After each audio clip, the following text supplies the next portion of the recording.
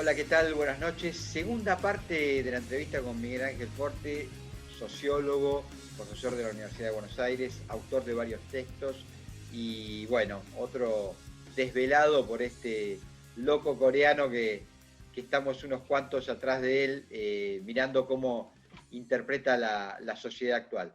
Miguel Ángel, gracias por volver a recibirnos en esta parte 2. Todo es virtual, pero bueno, las formalidades son las formalidades. Nos habían quedado algunos conceptos que me parece que vale la pena en esta segunda entrevista ampliar, que dan para más. Algunos los pudimos tocar colateralmente. Te propongo este juego. Vamos a entrar desde una mirada más geoestratégica y después vamos a volver a profundizar en algunos textos de Byung-Chul Han. Al inicio de esta pandemia que estamos viviendo, hubo una polémica con otro filósofo que es Zizek, claramente identificado en la izquierda, y el esloveno planteó que para él esta pandemia era la espada de Damocles del capitalismo o era la puñalada final que lo iba a desvanecer. Y el coreano, Chul Han, muy por el contrario, dice, no, este es un proceso de reafirmación del capitalismo. Por ejemplo, los chinos van a salir con un nuevo negocio que es la ciberseguridad. Un tema que él también toca con mucha preocupación, porque es impresionante cómo el ciudadano de a pie le aporta datos a este mundo de la nube, donde los que luego trabajan en la desclasificación de esa información pueden establecer un patrón común a pensamientos por gusto, por sexualidad, por identificaciones políticas, que luego permiten ser bombardeados publicitariamente o, digamos, tratando de captar voluntades para cualquier otro fin. Y que eso permite también armar, como digo, un patrón de ciberseguridad porque vos le aportás a la red ubicación satelital, movimientos precisos, y que eso, por ejemplo, concretamente, después de que los chinos logran apagar el incendio en Wuhan, a fuerza precisamente de tener muy claros los movimientos individuales, le va a permitir a la República Popular tener un plan muy agresivo para ofrecerle a otros estados de cómo controlar a los individuos. Esta es una interpretación que hace Chul Han. Quiero saber cuánto compartís vos de eso y cuánto compartís de la posibilidad de que esto sea o un golpe mortal al capitalismo o no, una recreación del capitalismo en una versión mucho más agresiva. Bueno, en realidad vos en parte has contestado la pregunta, pero sí, en realidad sí, el punto de partida, inclusive cuando yo comencé a hacer las reflexiones diarias, un poco la primera cuestión que me llamó la atención fue precisamente la discusión que tenían Byung con Zizek. Bueno, sí, yo en realidad, aunque soy una persona de izquierda, estoy más cerca de Byung-Chul Han en este punto. No creo que sea precisamente Yo el fin del también, capitalismo. claro. No creo que el capitalismo esté herido de muerte, No, precisamente. no esté, digamos, no porque inclusive habría que ver si es, lo que sí es cierto es que todavía no somos conscientes, yo creo, de la crisis en la que estamos y digamos, en la reestructuración fuerte del capitalismo que se va a producir, porque va a haber industrias que van a caer y van a industrias que van a resurgir. Es un tema que a corto o a mediano plazo nos vamos a dar cuenta, pero sí que el capitalismo se afirma y que además es cierto, el liberalismo demuestra, vamos a decir así, el liberalismo tal como nosotros lo conocemos, que no ha sido muy eficiente para la lucha contra esta pandemia y que precisamente en un país como China o como Corea del Sur, que son países de mucho control sobre la población y que a su vez, como Byung-Chul Han analiza muy bien en ausencia, tiene que ver bastante con la forma cultural que tienen esas sociedades, es mucho más fácil aplicarles un formato de control médico y social sistémico, vamos a decir así, y es susceptible de ser vendido hacia otras latitudes. Ahora bien, de todas maneras, yo quiero hacer otra aclaración más sobre esto. El Estado fuerte puede tener varias acepciones. Nueva Zelanda, por ejemplo, también es un Estado fuerte. La socialdemocracia tiene un registro interesante, además tiene una feminista, que el feminismo ustedes saben que es una forma de mirar el mundo que pone el acento muy fuerte en el cuidado de las personas, en el cuidado de la naturaleza, en el cuidado de las mujeres, por supuesto, y en el cuidado de todos los seres humanos, todos los seres vivos. Y Nueva Zelanda, por ejemplo, es un estado fuerte. Es un estado fuerte que o vos te autocontrolás o viene el estado y te controla. Es decir, cuando hubo 2 contagios en la capital de Nueva Zelanda, la primera ministra, ¡boom!, cuarentena. Es decir, en realidad hay formas distintas que no necesariamente tienen que ser el formato de control de los chinos, pero por supuesto, como enseguida se habla de la libertad y somos sensibles a ese valor, la libertad es un valor que hay que evaluarlo en relación a otros valores y en determinadas coyunturas.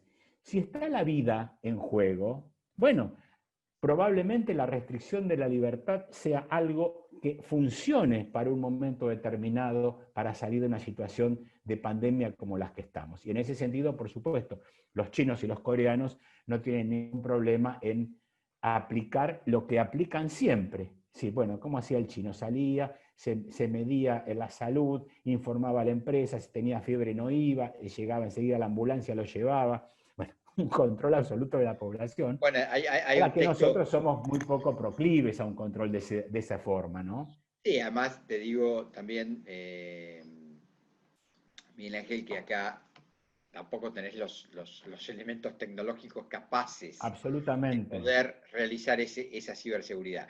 Yo recuerdo un absolutamente. texto, insisto, de Chul Han al comienzo de la pandemia, que él contaba que los chinos, por ejemplo, llegaron a instalar cámaras tan potentes, que la toma de fiebre era casi perfecta para miles de usuarios de los trenes. Entonces, inmediatamente detectaban por esas cámaras a alguien con fiebre y le llegaba un aviso a la casa o se le apersonaba a alguien de algún ministerio a la casa para que se aísle, o si viajaba sentado en el tren al lado de una persona que había tenido fiebre, ese grupo contorneante a ese individuo era controlado rápidamente por el Estado. Eso implica un despliegue tecnológico que, bueno, acá, por eso digo también, no lo puedes hacer, pero que también ese puede ser, según Chul Han, un nuevo negocio de la República Popular de exportación, que es el negocio de la ciberseguridad, ¿no? Absolutamente. Sí, sí, sí, sí. Pero bueno, despejado esta polémica de estos meses con CISEC, quiero ahondar en algunos conceptos de Chul Han que me parecen muy descriptivos. Él, como bien tocamos en la entrevista anterior, en el tema del exceso de positividad, está muy emparentado con la cuestión de la transparencia, ¿no? O sea, si vos te fijás, todo el tiempo, incluso los políticos modernos, utilizan la palabra transparente. Yo soy transparente, nosotros somos transparentes, hay transparencia, y tanta transparencia, ¿qué quiere decir? Que todo se ve. Entonces, si todo se ve, por ejemplo, la pornografía, dice Chul Han, que es excesivamente transparente, embate duro contra el erotismo. Es decir, para que haya erótica tiene que haber cierto ocultamiento. Entonces Chul Han dice, hay un mundo deserotizado y mucho más pornográfico. Me gustaría, si coincidís con esa mirada, si le querés hacer una ampliación, ¿qué lectura tenés del tema? Sí, sí, estoy de acuerdo. Yo hace relativamente poco, el año pasado, mejor dicho, di un seminario en Flaxo sobre Byung-Chul Han, hizo un cruce entre Byung-Chul Han y Marx, ¿no es cierto? Y bueno, ahí es donde él se acerca bastante al razonamiento de Bataille sobre la problemática del erotismo. Es decir, el erotismo es un juego que si se le saca la vestidura, si se le saca totalmente la prohibición, si se le libera totalmente de la presencia de tánatos, vamos a decir así, que es lo otro de Eros, el erotismo se cae, no existe, existe la pornografía pura. Bueno, y Es además lo Tánatos tiene obvio. negatividad, ¿no? Es decir, ¿Cómo? Tánatos sí tiene negatividad Claro, en exactamente. contraposición a este mundo dominado por la positividad. Absolutamente. Y bueno, precisamente el tema de la pornografía es esto, ¿no es cierto? Es eh, mostrar, digamos así, y todo el previo, vamos a decir así, que permite la diferencia del otro, de la otra, en una relación erótica, es lo que hace al mundo de la relación social que implica el erotismo, ¿no es cierto? Y a su vez también esta cosa que también le preocupa a Byung-Chul Han, la muerte de los rituales, ¿no? Si Ahora, se le ahora saca la... me reservé ese capítulo porque Bien. además es el Bien, último libro bien. de Es Byung-Chul esto, ¿no? Han. Claro, es esto, ¿no? Es esto lo que te digo. La pornografía parece, claro, es como, es lo obvio, es el mostrar por mostrar. Y esta cuestión de mostrar tiene que ver con la pérdida del necesario ocultamiento y el juego de la diferencia, el juego de la resistencia, inclusive, que lleva siempre una relación erótica para ser tal, si no estamos en otro formato, que es lo que señala Byung. Absolutamente. Vamos a hacer una prueba que no sé si va a dar resultado, lo voy a intentar. Voy a tratar de mostrar el último libro de Byung-Chul Han, que está aquí, se llama La desaparición de los rituales. Te vi en YouTube en un videíto que armaste al respecto, y a mí me gustaría que amplíes este concepto de por qué él sostiene que desaparecen los rituales y qué implicancia tiene esto en la sociedad actual. Bueno, precisamente, un poco el punto de partida de esto es que esta situación de aislamiento generalizado que produjo la pandemia y esta imposibilidad de despedida del muerto, por ejemplo, en esta situación, ha hecho que todo el ritual, toda aquella ceremonia necesaria para la supervivencia de la especie, se vaya extendiendo cada vez más en nuestra cultura. ¿No es cierto? Es decir, hay una suerte de, vamos a decir así, extinción del ritual. Por eso digamos que hay una suerte de desesperación, por ejemplo, en ciertas creencias cristianas, de mantener el amontonamiento, aun cuando el amontonamiento de personas de los evangélicos es contraproducente para la pandemia. Pero es muy interesante cómo las religiones en sus rituales se han adaptado a esta situación. Fíjate, por ejemplo, que parece una cosa graciosa, la utilización del bombero loco para el bautismo en la religión católica es resemantizar el ritual del bautismo ante una situación de imposibilidad de acercamiento con la criatura por parte del sacerdote, ¿no? Es una adecuación del ritual cuando el ritual está, como tal, está, vamos a decir así, vedado por esta situación de pandemia. Y digamos, porque bueno, el texto es previo a la pandemia, a la desaparición de los rituales. Claro. eh, ¿Te parece que él, de alguna manera... Previo, pero en boca justo en No, la no, situación. absolutamente, pero me parece que Él él, predice bien, digamos. bueno, que yo creo que la virtud, en este caso de Chulhan, es la capacidad de mirar muy por delante y prever acontecimientos que finalmente, valga la redundancia, terminan aconteciendo, ¿no? Pero digo, en la desaparición de los rituales yo creo que él le pone mucho énfasis al hecho de que como en la estética dominante se impone una conducta tremendamente narcisista y en los rituales, Hay un digamos abandono. que en los rituales lo predominante también es lo colectivo, que por ejemplo el rezo es una actitud individual, puede ser individual, pero si vas a misa es un comportamiento colectivo. Entonces, como tu vida es vos y tu metro cuadrado, vas perdiendo cualquier tipo de contacto con lo colectivo. Y me parece que Absolutamente. eso influye en la desaparición de los rituales. Sí, inclusive previo a este libro está el tema del jardín, donde él hace una reivindicación del ritual, ¿no es cierto? En el cuidado de las plantas, en el cuidado de la tierra, en el Absolutamente. acercamiento místico a la naturaleza. Que se llama Oda a la Tierra, ¿verdad? Oda a la tierra, exactamente. Sí, hay algo de Oda a la Tierra que a mí me llamó la atención. Eh, Él dice, eh, los seres humanos, por ejemplo, no tenemos esas 4 estaciones que tienen muchos episodios de la naturaleza. Es decir, nacemos y morimos, pero no volvemos de la vejez a la juventud. Absolutamente. Cosa que sí le pasa de alguna manera a las plantas, si lo querés, ¿no? Entonces, él dice que es muy necesario ese encuentro con la tierra, y que a él le parece un episodio absolutamente maravilloso. Y me diste el pie a preguntarte algo muy contradictorio, pero bueno, de alguna manera estamos hechos de contradicciones. Porque él da la impresión de no ser precisamente una persona religiosa. Aparentemente no, pero en el último... Pero sin embargo, no da la tierra, termina confesando que hay una espiritualidad superior que lo subyuga de alguna manera. Vos sabés que, mira, me haces acordar, pues yo tengo una amiga, Pamela, que es una monja que se retiró, dejó los hábitos. Y ella fue una alumna mía en Entre Ríos y se quedó muy enganchada con Byung-Chul Han. Y yo inmediatamente cuando leí ese libro le dije, mira Pamela, por favor lee este libro, me parece que este muchacho es católico.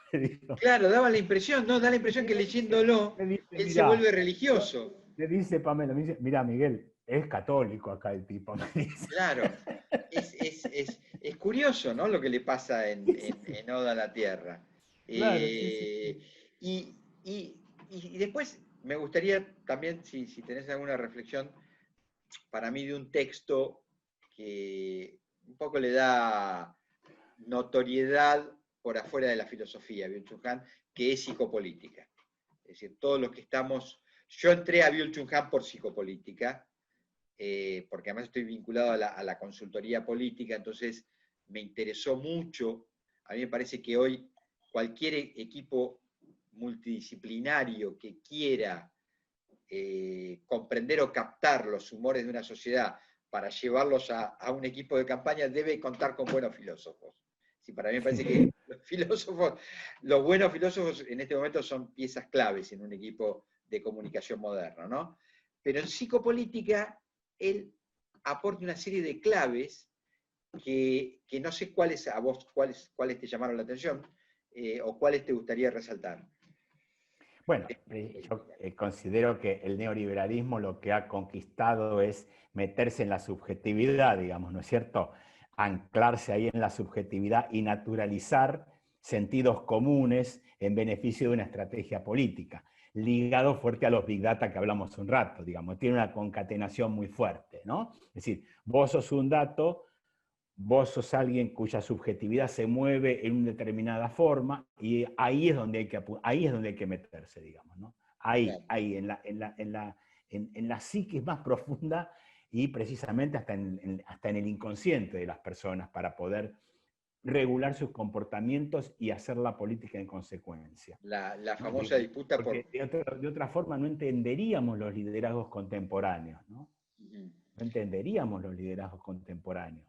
Es decir, hay una crisis fuerte. Yo estaba hablando con un amigo, Enrique Meller, un filósofo casualmente, que, por ejemplo, hay una crisis muy fuerte del PT en Brasil, en su humanismo de izquierda, vamos a decir así, y crece una figura como Bolsonaro, que en realidad ha sido el elemento clave para todo lo que tiene que ver con la anticuarentena. Y vos fijate que, sin embargo, es lo que en la subjetividad del brasileño parece ser más fuerte. Sí. Bueno, esto es lo que tiene psicopolítica, meterse en la cabeza de las personas, digamos. Sí, la disputa por la creación de sentido, ¿no? O sea, claro, exactamente. Cómo se crea sentido. Y ahí el sentido común, que es una cosa que se viene trabajando desde hace mucho tiempo, digamos.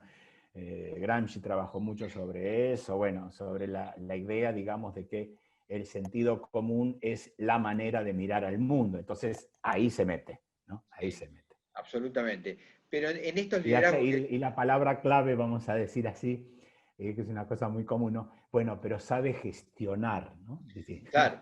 Bueno, porque de alguna manera, otro muy buen punto que traes a esta conversación, Chul Han dice, el individuo establece la relación con el político como si el político fuera un producto de alguna manera, es decir, es un producto de consumo el político. Es decir, ya no es esa relación donde el político de alguna manera tiene la obligación de bajar ciertas líneas maestras en cuanto a cómo habría que desempeñar un determinado programa o un determinado posicionamiento, sino es alguien que me tiene que resolver, por ejemplo, qué sé yo, la caca de los perros de la plaza. Exactamente. Es una cosa muy... Es decir, el político es un gerente. Es decir, lo saco, lo pongo en función de los resultados. Bueno, en realidad, a ver, la elección presidencial anterior a la de Alberto, donde gana Macri, un partido vecinal en realidad tuvo triple corona, ¿no? Absolutamente, Sí. absolutamente. Buenos Aires, capital y país. Exactamente. 3. Exactamente. Un partido vecinal, un partido que además nos habló como vecinos, digamos. Sí, pero precisamente, Miguel Ángel, a mí me parece que, entre comillas, el acierto es que encontraron que el humor, que la conversación social iba por ese carril. Es decir, el ciudadano también estaba receptivo a que alguien le habla de los problemas de la vecindad. Y establece ahí una empatía. Te llama por teléfono. Te llama por teléfono o te toca el timbre. Sí. O yo recuerdo en la polémica famosa que se generó con Nathanson, con el periodista que escribía en Página 12, que dirige Le Monde Diplomatique, porque tuvo, digamos, una descripción como, entre comillas, benefactora, si vos querés, de eso llamado macrismo, o de ese mundo pro. Pero él dice una cosa que es cierta, él dice, en el tema de los timbreos, cuando, por ejemplo, se sale a discutir la cuestión del narcotráfico, del entramado del narcotráfico en el Gran Buenos Aires, los punteros del PJ, por la deriva, digamos, de la burocracia de la política, muchas veces eran la polea de transmisión del pequeño trapicheo de droga en los barrios. Entonces aparece el mundo pro, que te toca timbre y te dice, bueno, acá hay un problema que yo comparto con vos, vecino, y que yo creo... Y entonces, dice Nathanson, cualquiera que haya hecho terapia sabe que el primer punto para empezar a aliviarse es poder contar lo que te pasa. Claro. De esta manera, el pro no te va a resolver nada, pero te escuchó lo que te pasaba. Absolutamente. Ahí generó un clima de empatía, me parece. Sí, nada, bien Byung-Chul Han, ¿no? No hay épica ni ritual, digamos, contame lo que te pasa, ¿no? Exactamente, no hay épica ni la ritual. Oreja, la oreja. Exactamente, préstame la oreja, préstame la oreja. Claro. Miguel Ángel, vamos a ir cerrando, simplemente, primero agradecerte, pero quisiera un último concepto tuyo, vinculado, por supuesto, a todo esto que estamos hablando de este filósofo coreano. Sé que tenés casi como un despacho diario de lo que es el devenir de la pandemia, y nada, nos gustaría que nos cuentes dónde te pueden seguir y cómo se enteran de tus exposiciones. Bueno, en primer lugar, digamos, bueno, vamos un poco a redondear lo de Byung-Chul Han, ¿no? A mí lo que me parece importantísimo, este filósofo, yo siempre digo que los que somos de alguna manera herederos de la Ilustración, tenemos la obligación, que si tuvimos la suerte de aprender algo, enseñarlo a las personas para que mejoren su vida. Este es el tema. Y esto es lo que hacemos.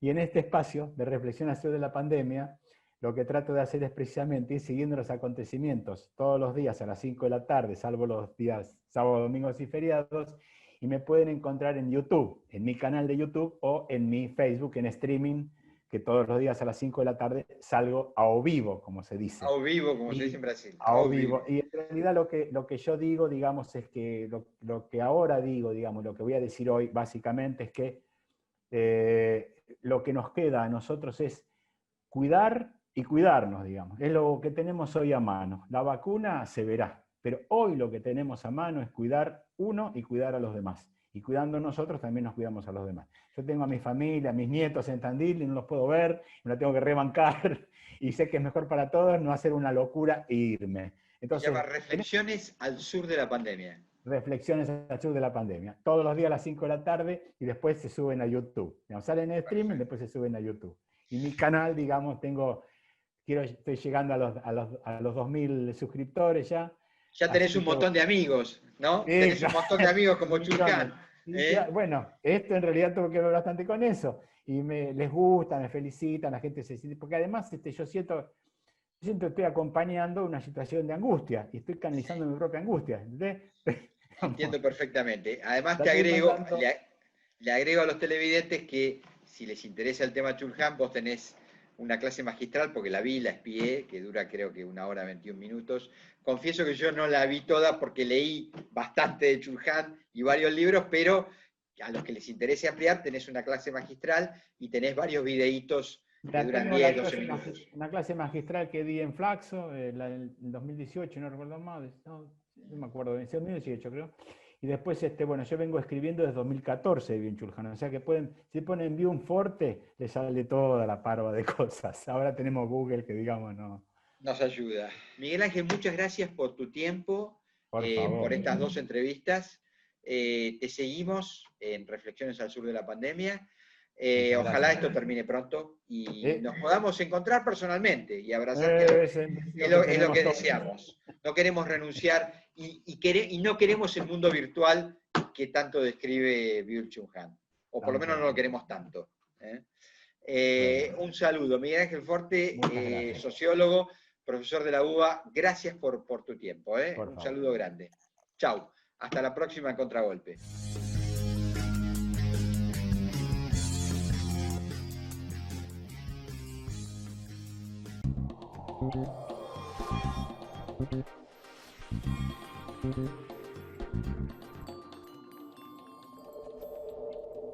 El Plan Detectar está llegando a cada barrio de la ciudad. Estamos haciendo una búsqueda activa de nuevos casos para identificarlos y resguardarlos.